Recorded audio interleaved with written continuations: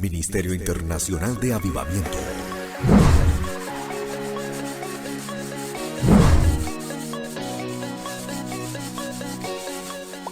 Dios les bendiga, soy el pastor Julio César y estamos estrenando este nuevo espacio en nuestro canal de YouTube, La Biblia Responder, preguntas de la vida con una respuesta bíblica. Por eso queremos invitarlo a que nos escriban a nuestro correo pastor@minavivamiento.org y allí estaremos con gusto atendiendo cada una de sus preguntas y dándoles una respuesta escritural. En días pasados hubo una controversia por un video que se hizo viral acerca de lo que serían los últimos tiempos y la marca de la bestia. Y una persona nos hizo la siguiente pregunta: ¿es verdad que en una vacuna nos pueden poner la marca de la bestia? Bueno, para responder a esa pregunta, primero tenemos que mirar qué es la bestia, quién es la bestia, etcétera, etcétera. Y para poder descubrir eso, necesitamos ir a Apocalipsis, capítulo número 13, versículo 16 y 17 inicialmente. Dice la palabra del Señor así: y hacía que a todos, pequeños y grandes, ricos y pobres, libres y esclavos, se les pusiese una marca en la mano derecha o en la frente, y que ninguno pudiese comprar ni vender, sino el que tuviese la marca o el nombre de la bestia o el número de su nombre. Esto lo que quiere decir, tal como lo menciona el texto, es que si en ese tiempo una persona no tiene esa señal que lo identifique, no podrá hacer ninguna transacción económica, ni ningún negocio. Esa persona pues va a tener dificultad para encontrar trabajo, medios de subsistencia o algún emprendimiento financiero. Ahora, como ya lo dije, primero tenemos que entender cuál puede ser la bestia del Apocalipsis. Juan, quien fuera el escritor del libro de Apocalipsis, tuvo una visión del futuro. Y lo que escribe concerniente a la bestia está en capítulo 13, versículo 1 al 8 de Apocalipsis, y vamos a leerlo. Dice la palabra del Señor así: me paré sobre la arena del mar y vi subir del mar una bestia que tenía 7 cabezas y 10 cuernos, y en sus cuernos 10 diademas, y sobre sus cabezas un nombre blasfemo. Y la bestia que vi era semejante a un leopardo, y sus pies como de oso, y su boca como boca de león. Y el dragón le dio su poder y su trono y grande autoridad. Vi una de sus cabezas como herida de muerte, pero su herida mortal fue sanada, y se maravilló toda la tierra en pos de la bestia. Y adoraron al dragón que había dado autoridad a la bestia, y adoraron a la bestia diciendo: ¿quién como la bestia y quién podrá luchar contra ella? También se le dio boca que hablaba grandes cosas y blasfemias, y se le dio autoridad para actuar 42 meses. Y abrió su boca en blasfemias contra Dios, para blasfemar de su nombre, de su tabernáculo y de los que moran en el cielo. Y se le permitió hacer guerra contra los santos y vencerlos. También se le dio autoridad sobre toda tribu, pueblo, lengua y nación, y la adoraron todos los moradores de la tierra, cuyos nombres, ojo, no estaban escritos en el libro de la vida del Cordero que fue inmolado desde el principio del mundo. Para poder entender este simbolismo de lo que es la bestia y comprender el pasaje de la Escritura, nosotros debemos ir a un principio fundamental en la interpretación bíblica, y es que la Biblia se interpreta a sí misma, como dice segunda de Pedro capítulo 1, versículo 20. En otras palabras, nosotros debemos de mirar otras secciones, otras partes de la Escritura o el contexto en sí mismo del texto para poder entender el significado de lo que la Escritura nos quiere hablar. El símbolo de las bestias que representan gobiernos civiles también los encontramos en el libro de Daniel, el profeta que recibe una visión de 4 grandes bestias. La primera como un león con alas de águila, la segunda como un oso, la tercera como un leopardo, y la cuarta, dice, y más terrible que las demás, con 10 cuernos. Eso está en Daniel 7. A Daniel le fue dicho que estas grandes bestias simbolizan 4 reyes, 4 reinos.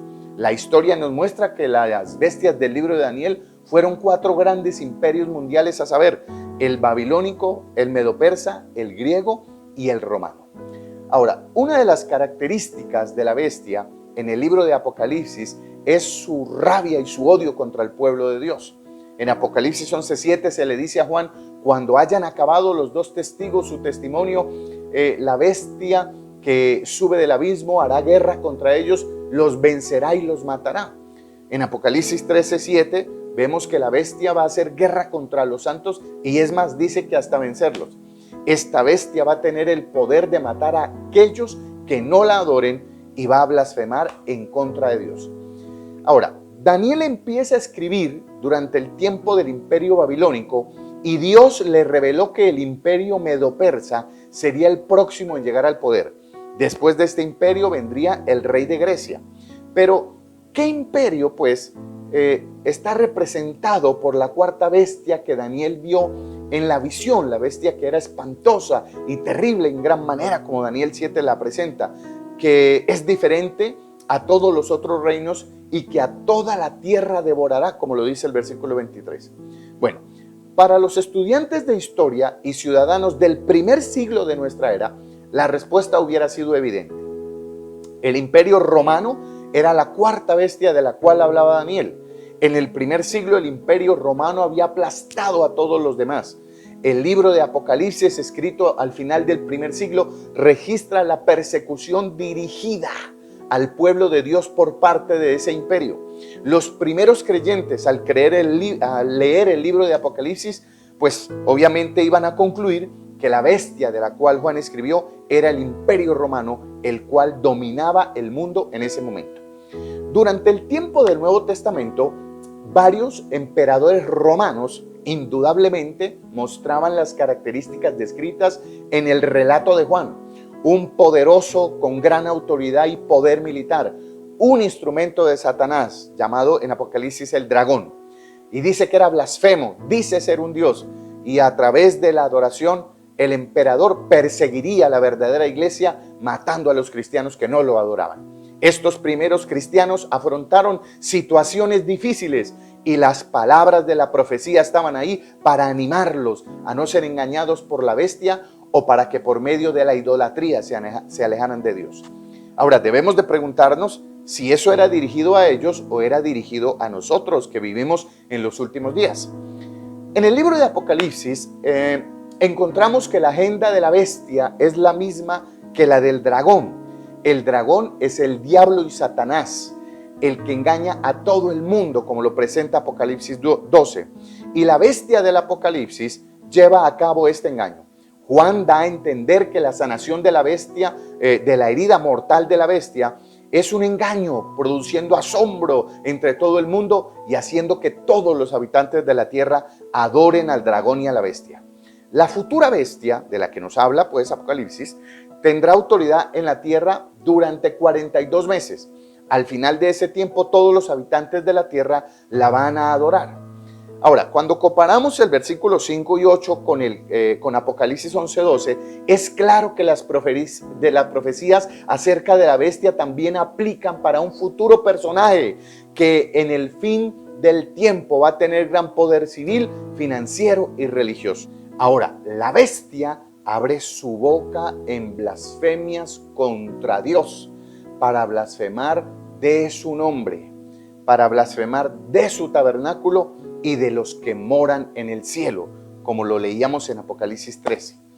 En el versículo número 7 se menciona específicamente la persecución actual a los cristianos, pero la persecución está claramente implícita en el llamado profético de Juan a los lectores en el versículo 10, que habla de santos siendo llevados en cautividad y muertos a espada. Esto requiere de paciencia y de fe, como lo dice la Biblia, por parte de los cristianos. Mire, el libro de Apocalipsis, y no se deje confundir, no es un llamado a las armas, no es un llamado a la rebeldía a nuestras autoridades, es un llamado a la paciencia y a la fe por parte del pueblo de Dios. Ahora, entra en escena, y no podemos dejarlo pasar, una segunda bestia. La palabra en Apocalipsis 13:16 dice que hacía. ¿Quién era el que hacía? Pues el versículo 11 dice: después vi otra bestia que subía de la tierra y tenía 2 cuernos semejantes, mire, a los de un cordero, pero hablaba como dragón. Dice, como los de un cordero, pero hablaba como dragón. Aquí usted ve cómo va a engañar Satanás a los hombres en esos últimos tiempos. esas características, por supuesto, nos indican un falso líder religioso que hace que, como lo dice el versículo 12, los moradores de la tierra adoren a la primera bestia cuya herida mortal fue sanada. Esa segunda bestia es llamada falso profeta. Esta marca o señal de la que la Escritura nos habla representa la resurrección final del Imperio Romano en los tiempos del fin. El líder religioso que respalda a la bestia hace que las personas la acepten. Ahora, preguntémonos entonces, ¿qué es la marca de la bestia? Bueno, como hemos visto, esta señal determina quién puede hacer negocios de una forma oficial y quiénes no. El que tenga esta señal, que lo identifique, como ya lo mencioné, va a poder comprar y vender. La Biblia explica claramente acerca de las repercusiones financieras que vendrán como consecuencia de si uno tiene la marca de la bestia o no. Ahora, la palabra griega para marca es charagma, que significa un rasguño o grabado. Eso más o menos viene a ser para nuestro entendimiento como un tatuaje o algo así. Una marca es entonces una señal o un signo de identificación. Ahora, habrán tres formas como va a poder ser la marca de la bestia. La primera de ellas, una marca tecnológica. La interpretación más común y llamativa es esta. Es identificar el número con alguna tecnología presente o futura, ya que el pasaje explícitamente no dice, mejor, que quien no tenga la marca no podrá comprar ni vender. ¿Cómo va a poder un gobierno global saber o controlar quién compra o vende si no es con alguna clase de chip, tarjeta de crédito o código de barras?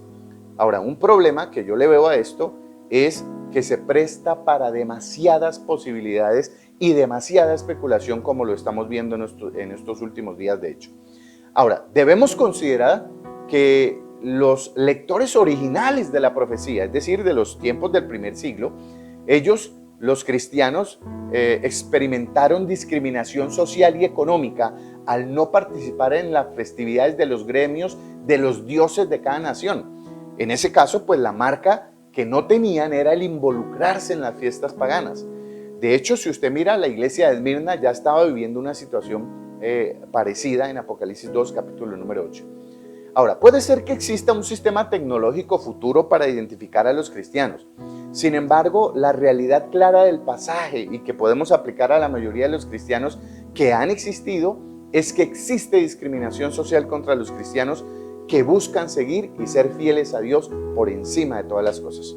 Una segunda forma, como puede identificarse o interpretarse la marca de la bestia, es a través de la gematría, que es un sistema numerológico por el cual las letras hebreas corresponden a los números. Yo ya había explicado esto en la iglesia. Esta es una de las interpretaciones recientes, pues, más usadas, pero que también se han prestado a más debates en la iglesia. En los tiempos en los que se escribe Apocalipsis, era muy común que las letras tuvieran equivalentes numéricos y que cada nombre tuviera también un número. La gran mayoría de intérpretes, por ejemplo, coinciden en que Nerón era una figura del anticristo para la primera iglesia. Nerón ha sido uno de los ejemplos más claros de maldad y de liderazgo político anticristiano en la historia. Es más, en la gematría, la transliteración del nombre César Nerón del griego al hebreo da como resultado el número 666. En apoyo a eso, pues algunos manuscritos posteriores en latín cambian el número 666 por 616, el cual es el equivalente a César Nerón en latín, para que usted se dé cuenta. Para quienes interpretan el Apocalipsis de manera preterista, es decir, del primer siglo, el libro fue escrito en los años 60 después de Cristo y está prediciendo los ataques de Nerón sobre la primera iglesia que para ellos estaban por venir. La postura futurista ve a Juan viendo hacia atrás en la historia unos años, habiendo escrito Apocalipsis alrededor del 90 después de Cristo, a la persecución que se desencadenó, la destrucción del templo en el 70 después de Cristo. Así que Nerón es más bien una figura histórica que antecede y apunta al último anticristo.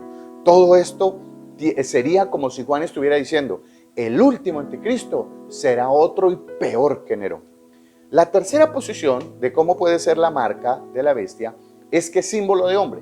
Bueno, la mayoría de los comentaristas ven mayor peso al interpretar el 666 como un número que debe ser interpretado simbólicamente a la luz del resto de Apocalipsis, donde los números tienen un significado conocido a sus lectores originales.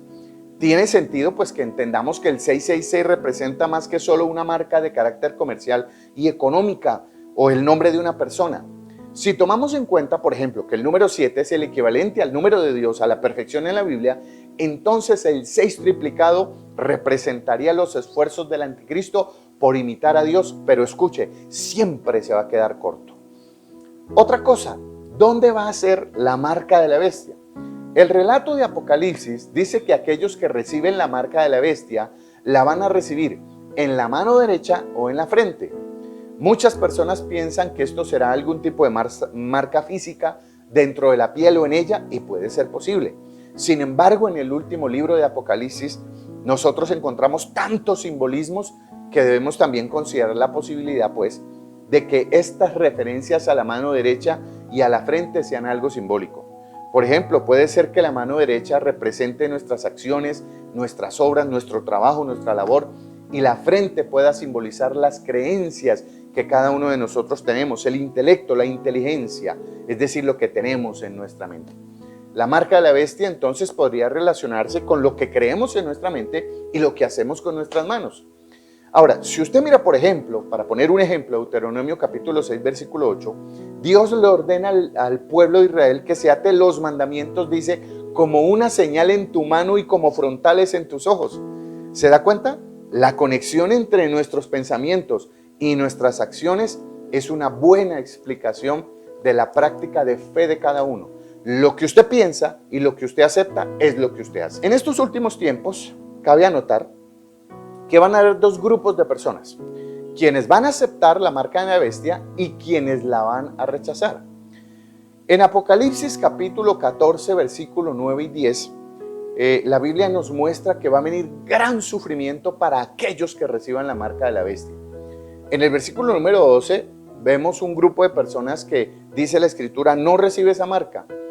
Y dice, aquí está la paciencia de los santos, los que guardan los mandamientos y la fe de Jesús. Entonces, si la marca de la bestia representa indudablemente la desobediencia a los mandamientos de Dios y un rechazo a la fe de nuestro Señor Jesucristo. Pregunta, ¿cuándo se pondrá la marca de la bestia? La marca de la bestia se va a instaurar a la mitad de los 7 años, como lo dije al principio, en que el anticristo ostentará el poder, que esto es al inicio de la gran tribulación. Nosotros sabemos que el anticristo va a firmar un acuerdo o pacto de 7 años, como lo dice la Escritura, el cual va a romper a la mitad de ese periodo. Por otra semana, es decir, 7 años, confirmará el pacto con muchos. A la mitad de la semana, es decir, al cabo de los 3 años y medio, hará cesar el sacrificio de la ofrenda. Eso está en Daniel 9:27. Después de que el anticristo viole el pacto, su falso profeta erigirá algo llamado la abominación desoladora en el lugar santo. Más o menos, pienso yo y los estudiosos de la Biblia, esto quiere decir que dentro de un templo judío, cerca de un templo judío que ha de reconstruirse en Jerusalén, en el monte Moriah. ¿Cuánto falta para eso?, se preguntará usted. Bueno, es imposible predecirlo, pero considerando el ritmo que está avanzando la tecnología actual, eso puede suceder muy pronto. Sin embargo, todavía no existe una infraestructura tecnológica que se requiere para que el anticristo pueda llevar a cabo su plan de controlar económicamente a todo el mundo. No puede vigilar todavía las transacciones comerciales del planeta mientras no exista una red integrada total de banca electrónica que pueda controlar, que tenga estándares universales. Eso es algo que indudablemente va a pasar más adelante. Sin embargo, teniendo en cuenta, pues como ya lo dije, lo rápido que avanzan las cosas en esta dirección, bien puede darse en un futuro y un futuro relativamente cercano. Por todo lo anterior, yo puedo decirle con toda certeza que en este tiempo no se cumplen las condiciones. Que si la marca de la bestia puede estar en una vacuna o no, como ya expliqué, ese puede ser una de las posiciones tecnológicas. Puede que en una vacuna quieran poner la marca de la bestia, pero eso no lo sabemos todavía porque estos no son los tiempos de que estas cosas se manifiesten. Tan lógico como esto. Si hay una marca de la bestia, debe haber una bestia y la bestia todavía no se ha manifestado. La bestia quiere adoración y hasta donde yo tengo entendido, nadie está pidiendo que lo adoren en este momento. Dice que a los que iba a engañar, dice a los que no estaban escritos en el libro de la vida. Usted y yo estamos escritos en el libro de la vida. Así que yo lo invito en el nombre del Señor Jesucristo a que usted viva una vida agradable a Dios, una vida que glorifique el nombre del Señor y que no se angustie por posiciones emocionales acerca del futuro apocalíptico de la tierra. Nosotros somos de doctrina pretribulacionista y esto quiere decir que para nosotros, cuando todas estas cosas acontezcan, Cristo ya habrá venido por su iglesia. Y si algo nos debe preocupar, es que estemos preparados para irnos con Él. Porque vuelvo y repito, estos no son tiempos de la marca de la bestia. Viva confiando en Dios, ame a Dios y agrade a Dios, que lo demás será bendición y vida eterna. Dios les bendiga.